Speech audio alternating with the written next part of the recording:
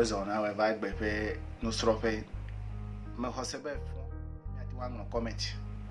a come here link ko dem o business link o website link o YouTube link o pe Facebook link Instagram link e ya me di be mi akpo egbe nu evele mi akpo anye be ne no comment na me de ale na ti wa edit comment alo na ti wa tutu comment abewo me di be ma trasi le comment alo egbe me ngo de me ya me di be ma ngo eton le ayen be ale na tutu comment da do ma yen ngo comment e po ba me de me like comment alo comment ele nu fu heva e po tutu da zi de ka ko pa ta link na ko da de jide ya me di be ma fia ofifura le moji ta mi agede me egbe mi akpo be le ke mi ewe da okay ekpo efo tinapele abeya hawe nui na wanye bene ide share la wa na we copy link awati wa copy ko dade agbana bubu oji alo ko wala de tepede place susu bene le comment mo le tepede dibe wa subscribe lo YouTube la kema wa po ya a subscribe na we mi amedo mele o hade ya mele o de ka de nyeme ko dodo apa o ta mi a copy link na copy link wala ekema wa ide YouTube ne dibe ya ko link ko dade alo comment tepe fifi la majole YouTube ya ji ma va idi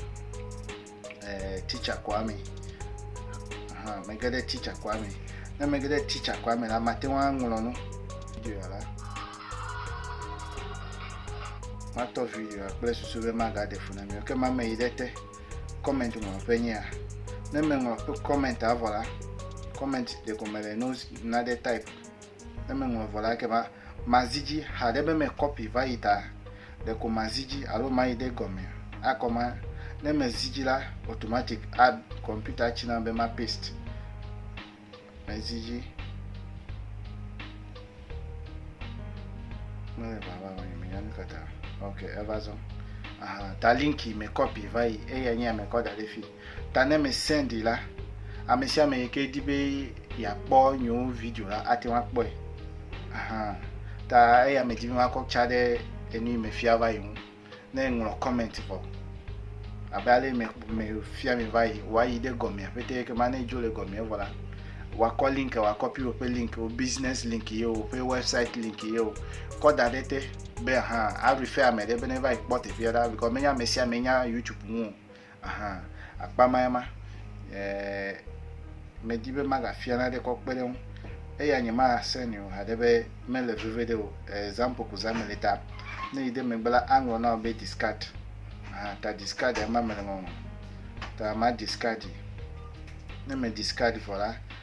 message yo le fmayama na ekpa me de tole ke ati wa da si jina me e ya che wa ti wa da si jina me na be ya ngro message wa ti wa inbox amewe le comment section wa ti wa inbox amewe ta nezi inbox te fala wa pobe nyewe pe keypad ama nchome no chichina me do be nyimati wa ngro le pe gnu fufula me download keypad ne wo mako link che ko dale video ya tema ko pe keypad ko dale video ya pe comment plus suba amesia me nati wa pe amedo pe ngoro melo si amedo che onye wumi onye pe ngoro wumi kema me ayi ngogbe ta pa mama ne me po me tututula abiale me gba na ebe ya ngo comment na me la ne ngo commenter ne send ko comment aju e pede yimenye na de ko si gbeke you can come back and come and edit the comment ta me ide edit la e kema nu me ngo va ile mati wan tutui alo ma ide megbe me edit vo me save ta egalete pe ne me ma tutui kula la de ko maziji because won to enwe to ma he ngo comment da me do la fado de we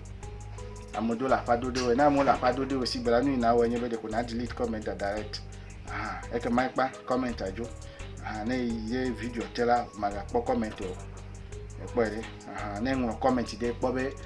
he to kala va o pe lanji de ko na tutu si de ka e se go menam de pa ma ya me di maga fia mo egbe ko pe nu yo mi fia ma ale wo de na link business YouTube comment me ble ale na ti wa edit comment ale na ti wa delete comment e ya me fia egbe ta apama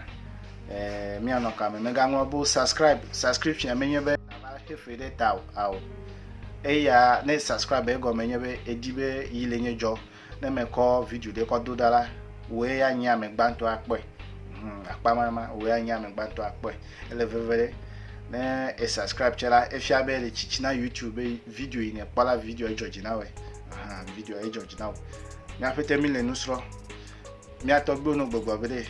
tago de carry media down mi amevi adia down ne comment di mengo video vo ne comment de la siola ngona dete blona mbe we fonye medibe na wele pleplele